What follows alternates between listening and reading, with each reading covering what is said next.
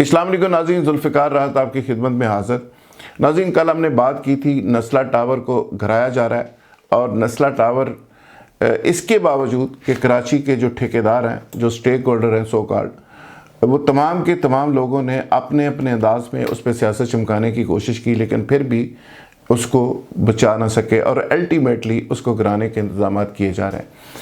मेरी इत्तला है कि नस्ला टावर के इशू पे कुछ लोग ह्यूमन राइट्स के फोरम्स के ऊपर जा रहे हैं, नेशनल और इंटरनेशनल लेवल के ऊपर वो अलग से एक एफर्ट चल रही है। दूसरी सबसे बड़ी इंपॉर्टेंट बात यह है कि क्या नस्ला टावर का जो इशू है ये ज़रदारी सिस्टम के अंदर की लड़ाई का नतीजा है, या फिर चीफ जस्टिस जिस तरह से उसको गिराना चाह रहे हैं वो जेन्युइन कोर्ट के उन आर्डर्स की रोशनी में उसको गिराया जाएगा, और केडीए के अंदर क्या चल रहा है और एलडीए के अंदर क्या चल रहा है और साथ साथ सीबीए के अंदर क्या चल रहा है। इसी तरह केएमसी की अगर बात कर लें तो वहाँ पे क्या चल रहा है।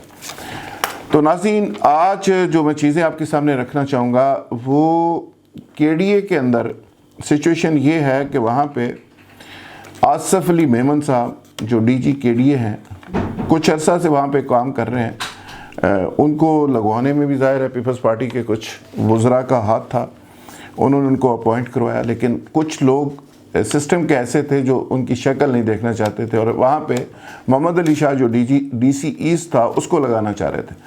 तो रातों रात आसिफ मेमन साहब को हटाया गया और उनकी जगह मोहम्मद अली शाह को मेंबर एडमिन लगा के उनको चार्ज दे दिया गया, जिसके बाद आसिफ अली मेमन साहब कोर्ट में चले गए और वहाँ पे जुडिशरी के कुछ लोगों को इत्मीनान में लेने के बाद और कुछ बाकी जो कराची के बड़े लोग हैं उनको इत्मीनान में लेने के बाद वो वापस आकर स्टे लेकर अपनी सीट के ऊपर बैठ गए और मोहम्मद अली शाह साहब को उन्होंने कहा कि शाह जी फुटो छुट्टी करो, और शाह जी छुट्टी कराती और शाह रनू अपनी सीट के उत्ते बैठे हैं उठा के पुजा देता और ख़ुद अपनी सीट पे बैठ गए। अब आसिफ अली मेमन साहब और सिस्टम के दूसरे लोग दस्तों गिरेबान हैं। कराची के अंदर एक दींगा मुश्ती की कैफियत है। केडीए के अंदर क्या हो रहा है, अरबों रुपए की इधर की उधर, उधर की इधर, वो सारा सीन चल रहा है। माजी के अंदर तो खैर बहुत कुछ हुआ, मेमन साहब कुछ बेहतर आदमी हैं, वो चीज़ों को कंट्रोल करने की कोशिश कर रहे हैं। लगते ही उन्होंने वहाँ सिस्टम के 8-10 लोगों को एक कोर्ट की प्ली लेके इधर उधर किया, फारिग किया, लेकिन मेंबर एडमिन के तौर पे मोहम्मद अली शाह साहब अभी भी पूरी सरतोड़ कोशिश कर रहे हैं कि वो केडीए के ऊपर कब्जा करें और डीजी की सीट के ऊपर बैठ जाएं। अच्छा, अब बड़े बड़े लोग हैं पीछे, कोई मेमन साहब के पीछे हैं, कोई मोहम्मद अली शाह साहब के पीछे हैं, और केडीए को फतह करने का पूरा एक प्लान बन चुका है।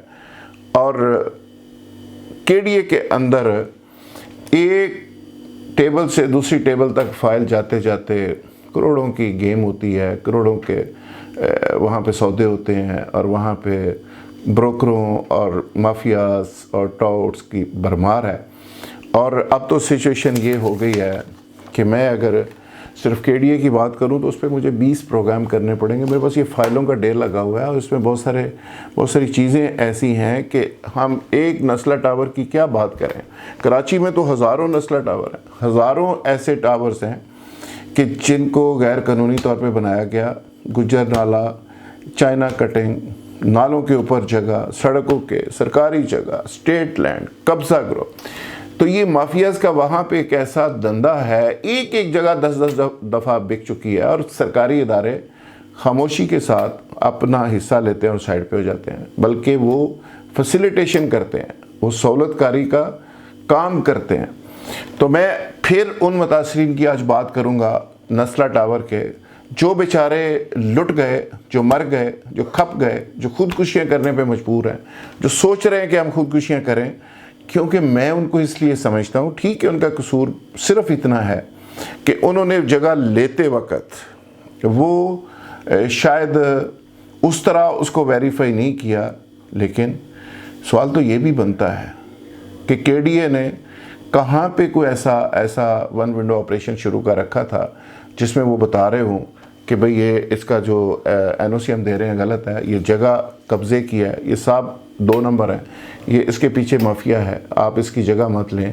जब केडीए एनओसी दे रहा है, जब कॉरपोरेशन उसको वैलिडेट कर रही है, जब वहाँ पे बिल्डिंग बन रही है, नक्शे पास हो रहे हैं, तो उसके बाद उन लोगों के पास जवाज़ क्या है, बेचारे लोग खरीदे ना, लोगों ने ख़रीद लिया। इसी तरह ये चीफ जस्टिस साहब से भी सवाल बनता है कि कहाँ पे, कौन सी जगह पे आपने कोई ऐसा वन विंडो ऑपरेशन शुरू किया हुआ है, कहाँ पे आप बताते हैं किसी को कि कराची में ये बिल्डिंग ख़रीदें और ये ना ख़रीदें। लोग बेचारे लुटते रहे, मरते रहे, खपते रहे और डाके डलते रहे, और सारी कोर्ट्स वहाँ मौजूद हैं, किसी ने कोई बिल्डिंग नहीं रोकी। एक नस्ला टावर की कहानी नहीं है, सैकड़ों हज़ारों नस्ला टावर है। मेरे पास एक लंबी लिस्ट है लीगल बिल्डिंग्स की, और वो तमाम बिल्डिंग्स के अंदर बाइलास का भी इशू है, एनओसीज की भी इशू है, कब्ज़ों के भी इशू हैं, और उन किसी को गुजर नाले के ऊपर, किसी को नाजायज़ सड़क के ऊपर, किसी को चाइना कटिंग के ज़रिए, किसी को किसी सरकारी जगह के ऊपर बनाया गया। तो जिस तरह लियारी के अंदर एक राजा दायर ने सिंध को फतह किया था, लेकिन अब सिस्टम के कुछ लोग फतह कर रहे हैं। राजा दायर तो चला गया, मोहम्मद बिन कासिम आएगा तो फिर मेरे ख्याल में कोई नए सिरे से सिंध की सरजमीन को फतह किया जाएगा। लेकिन मोहम्मद अली शाह साहब के साथ ज़ुबैर उर्फ डीसी साहब हैं, और ये पूरा सिस्टम है। यूनुस कदवाई साहब हैं, बाहर बैठे हुए हैं, बाहर से सिस्टम को चला रहे हैं। हो ये रहा है कि एक बिजनेसमैन का मुझे कल के प्रोग्राम के बाद फ़ोन आया। वो रो रहा था, कह रहा था ये मेरा वहाँ पे एक प्लॉट है LDA में, लियारी डेवलपमेंट अथॉरिटी में, और उसको यूनुस भाई ने बाहर से रुकवा दिया है। DC साहब को कहा कि इसको कैंसिल करें, और जब तक ये मेरे साथ बात नहीं करेंगे फिर ये मसला हल करना, वरना नहीं करना। 4-6 करोड़ रुपए तक बात पहुँच गई है, और वो बेचारे पैसे लेके पीछे पीछे फिर रहे हैं। अब देखें कब सुनवाई होती है, कब पैसे बाहर पहुंचते हैं, चूँकि मनी लॉन्ड्रिंग भी आजकल बंद है, पैसे बिटकॉइन के ज़रिए ट्रांसफ़र हो रहे हैं। और पहले तो खैर वो लांचों के ज़रिए भी जाते थे, नमक बांध के समुंदर में भी फेंक दिए जाते थे पोटलियाँ, फिर समुंदर से ऊपर आती थी, फिर लांच पकड़ती थी और बाहर ले जाती थी, जहाज़ों पे भी जाते थे, हर तरीके से जाते थे। लेकिन अब मेरा ख्याल है ज़रा ये काम बंद हुआ है। मोहम्मद अली शाह साहब जो सिस्टम के बहुत बड़े सुर्खेल हैं, वो अपना काम डाल रहे हैं, और आतिफ अमरीकी साहब एक करेक्टर हैं वहाँ पे, वो इन सारे हजरात को पीछे से थामू समझते हैं। थामू जो पीछे चौधरी होता है, वो पीछे सबको सपोर्ट देता है कि जी मैं आपको बचा लूँगा, मैं ये भी कर लूँगा, वो भी कर लूँगा। तो ये छोटे छोटे बचूंगड़े, छोटे छोटे ज़रदारी हर महकमे के अंदर बैठे हुए हैं, और वो अपना अपना काम चला रहे हैं, अपना अपना काम डाल रहे हैं। और कराची के अंदर से करोड़ों रुपए की मुबैना तौर पे कलेक्शन रोज़ाना की बुनियाद पे होती है। अब कराची के जो बड़े स्टेक होल्डर्स हैं, नस्ला टावर के ऊपर PSP ने बात की, बाकी बहुत सारी पार्टियों ने बात की, लेकिन ये सारी पार्टीज़ के जो लोग हैं उनके ऊपर एक सवालिया निशान है, और उनके ऊपर एक कर्ज है कि वो या तो कराची के सारा जो माफियाज़ है उसके ख़िलाफ़ बात करें, अपने अपने अंदर जो माफियाज़ जिनकी पार्टीज़ के अंदर उनको निकालें और बाहर फेंक दें, और या फिर उन गरीबों का साथ दें खड़े होके, और उनको कम अज़ कम और कुछ नहीं तो उनको पैसे ही वापस ले दें जो वो लुट चुके हैं, जिन लोगों के हाथों लुट चुके हैं, जिन बिल्डर्स के हाथों लुट चुके हैं, उनको पैसे ही वापस कर दें। उन बेचारों का क्या कसूर है। और नाज़रीन, एक ब्रेकिंग न्यूज़ जाते जाते कि मलिक रियाज साहब और अली रियाज साहब और बड़े साहब जो उनके दरमियान आजकल फिर लड़ाई चल रही है। और पहले तो आपने बैरियर टाउन के ऊपर एक पूरा हमला सिंधी कॉम्प्रेसों का देख लिया था, अब दोबारा से काम काफ़ी गर्म है। और अली रियाज साहब सुना है, जो कि नौजवान है, खून गर्म है, बहुत सारी बातें कर बैठे हैं, और बातें रिपोर्ट हो गई, आगे तक पहुंच गई। आगे से रिएक्शन क्या आता है, और मलिक साहब तो खैर समझाते रहते हैं, लेकिन नौजवान आदमी है, वो समझता नहीं। अब आगे देखेंगे नतीजा क्या निकलता है। और नाज़रीन, कराची का अभी फ्यूचर में बहुत दूर तक भी अगर देखें तो जो कराची को मैं कहता हूँ, कराची को किसी की नज़र लग गई है, तो कराची ठीक होने के इम्कानात मुझे नज़र नहीं आ रहे।